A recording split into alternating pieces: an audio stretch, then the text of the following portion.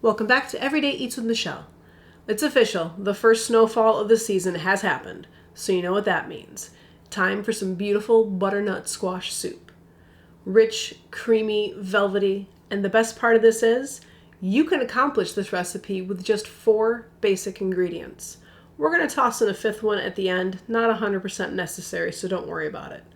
First thing you're going to need, obviously, is your squash. I've got 2 here that are about 4 pounds each. One's a little over, one's a little under. I ended up using about 1.5, so right around 6 pounds. It's going to make an absolute monster batch of soup. So if you're looking just to make soup for yourself and your significant other and maybe have some leftovers for the next day, I would say take everything I'm doing here and just cut it in half. So the first thing you're going to need to do is cut this guy in half. I like to cut it so you've separated the thinner end from the rounder, wider end. And then we're going to cut off the tops and the bottom for a little bit more of a stable working surface. Make sure your knife is nice and sharp so you can get through the skin. But then we're going to need to take that skin off. You can use a regular old vegetable peeler to accomplish this. We just don't happen to have a regular vegetable peeler in the house because a few years back, Chris did a video on this funky little double-sided vegetable peeler that works great for things like carrots and thin things like that. But for potatoes and squash and anything thicker, it's kind of useless. Go check out his page, however. His own channel is called Crispy Things. The rest of us, we're just going to go ahead and use the knife method. Just cut down the sides until you've removed all the skin. Next thing we need to do is take out those seeds. I'm going to cut both of these sections in half. With any luck, I've only ended up with seeds in this bottom end. Sometime if I cut down a little bit too far when I'm cutting it in half in the first place, I'll end up with seeds in all 4 sections. This time, I don't think that's happened though. I think I'm going to get lucky. And I'm just going to have seeds in the bottom. Fantastic. Now, do yourself a favor. Get yourself a paper towel and scoop those seeds right out into the paper towel. I know there's some of you out there that are going to be all about wanting to save the seeds, roast them up a little later, have a good time with that. This channel is not about that. I'm not a big fan of the seeds, so you do whatever it is you need to do to take care of those. Rest of us, we're going to scoop out our seeds into this paper towel, toss out the paper towel, and then move on with making the soup. Once you've got your seeds all cleaned out, now we need to cut these into sections, slices, and then we'll cut those into chunks. If you left a little skin behind, not a big deal. Cut it off, toss it aside. When you're cutting these into slices, sections, whatever you want to call them, try to make sure your thickness is as even as possible between each slice. You want to get them the same thickness. This is just going to help you roast up a whole lot more evenly. If you've got some that are really thick, some that are a little bit thinner, your thinner ones might actually end up, burning up before the thicker ones even have a chance to roast. That one's a little sketchy. We'll take care of that later. I think it'll be fine. Once you've got them sliced up, we're going to cut these into chunks. If some are a little bit longer than others, it's not that big of a deal. I guess the only problem would be is if you cut them too small, then you might run the risk of having them burn up in the oven. Okay?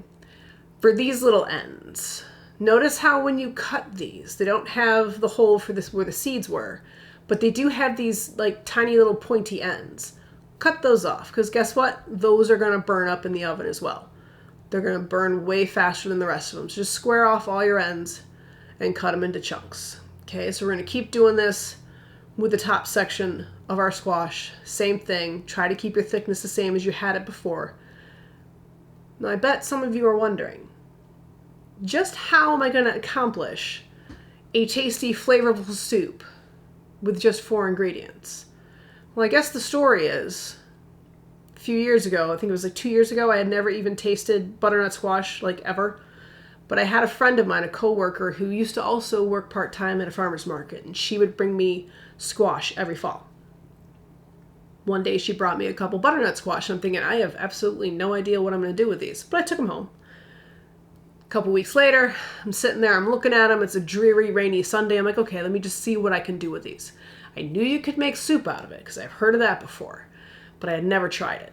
So I went to my go-to website, I went to Serious Eats, and looked up their recipe for a roasted butternut squash. I had the squash, I had some stock, I had some heavy cream, and I didn't have fresh sage, but I had dried sage. I didn't have their the carrots or the onions or a couple other things. I'm like, you know what? I'm just going to go for it. See if I even like the flavor of butternut squash. And you know what? It turned out absolutely fantastic. So I've just gone with this recipe ever since. I mean, someday I may go back and make the recipe in full, but for now, I'm happy with this, and I hope you will be too. So now that we've got this all nice and cut up, most recipes will say lay it down on a sheet pan, drizzle it with some olive oil, and get it all mixed together.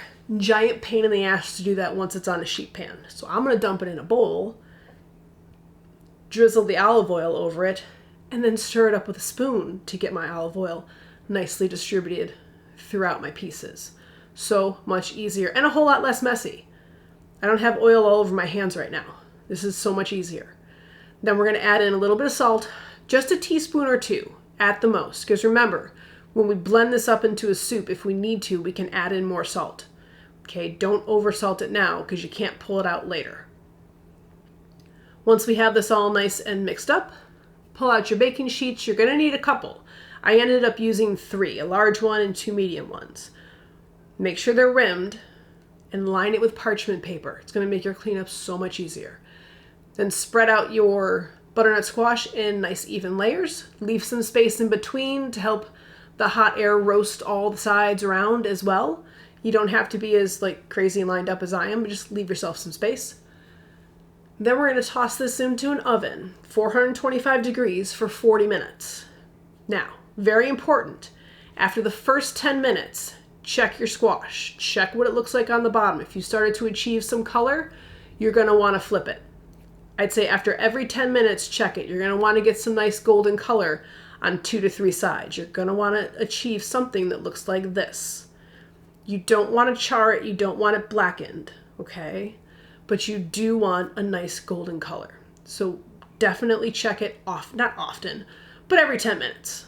Okay, it might take you less than 40 minutes if possible, depends upon your oven. It's also going to soften up a little bit while it's in there. If you find that you have nice golden color, but it hasn't softened up enough yet that you can kind of squish it a little bit with a fork or a spoon or a spatula or whatever you got going on, leave it in the oven for another 5 minutes, okay? What I like to do, because we're going to blend this up eventually with a immersion blender, I like to help things along a little bit. I'm just going to take a potato masher and get things mashed up a little bit. Okay, you don't have to do this. I like to do it. Helps my blender a little bit. Now we're going to add in some chicken stock. I started with 4 cups. I have a feeling I'm going to need a little bit more, but I'd rather start with less. Okay, the reason behind that is if I get this all mashed up and stirred up and I start to blend it and it's a little thicker than I want it, I can always add more stock in. But if I add too much in now and start to blend it up and it's too thin, there's no coming back from that. So we're going to let this hang out about medium heat for about 10 minutes, let all the flavors nicely meld together. And then we are going to pull out that handy little immersion blender that you might remember from our tomato soup recipe. And we're just going to start to get everything all nice and blended up. It's going to take a little bit of time. Honestly, it's not going to happen as fast as it did with the tomato soup because tomatoes are a whole lot softer to begin with than squash, quite honestly. So don't worry. Take your time. Go slow. It's going to splatter a little bit. Don't worry about it. So again, if you find as you're blending this up that you need a little bit more liquid to make it a little bit more, a little thinner, a little less thick, add in a little bit. I'm going to add in a full cup because I've done this before, so I know kind of what it needs. If I were you, and this is the first couple times making soup, I would just add in a little bit. Give it a blend. Still needs a little bit more. It's a little too thick for you still. Add in a little bit more. Okay? Always remember, we've said it before, less is more. So we're going to keep this going until we have a nice creamy texture. I'm just going to make sure there's no big lumps. I have gotten out all my lumps of squash. It's looking pretty good. Now we're going to add in some heavy cream. For this amount of soup, because again, remember, I've got 5 cups of stock and 6 pounds essentially of butternut squash. I'm going to add in a full 8 ounces of heavy cream. You might need less depending upon how much you're making. It's going to help thicken things up. It's going to lighten it up in color a little bit. It's going to help give it that nice creamy velvety texture. So we're going to blend that up, make sure it gets all incorporated throughout all of our beautiful squash. Once we have it where we like it, now we're going to have to do a little bit of taste. See, do I need to add more salt? I think maybe I do here. So I'm going to add in a tiny little bit more salt. Remember, a little bit at a time.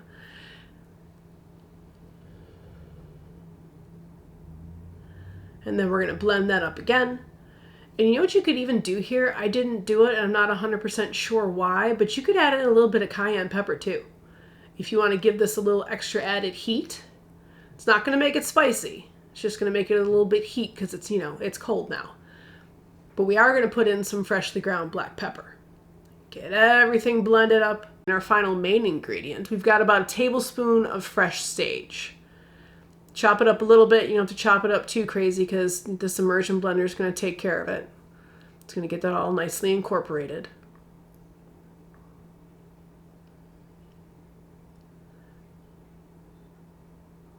We'll do one final check of our seasonings.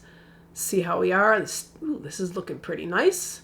It's not too thick, not too thin. Remember, like I said, it does thicken up in the fridge overnight when you let it sit there. Seasonings are good. This is kind of perfect. I'm happy. Now, for that fifth ingredient that's not 100% necessary, we've got some pancetta. I had some in the fridge, so I cooked some up, sprinkled it over the top. If you're going the pancetta route, add less salt because pancetta is really salty. Even bacon's pretty salty. Okay, so give this a try. Let us know what you think. Give us a thumbs up if you liked the video. Subscribe if you haven't already. Thanks for watching, and we'll see you next week.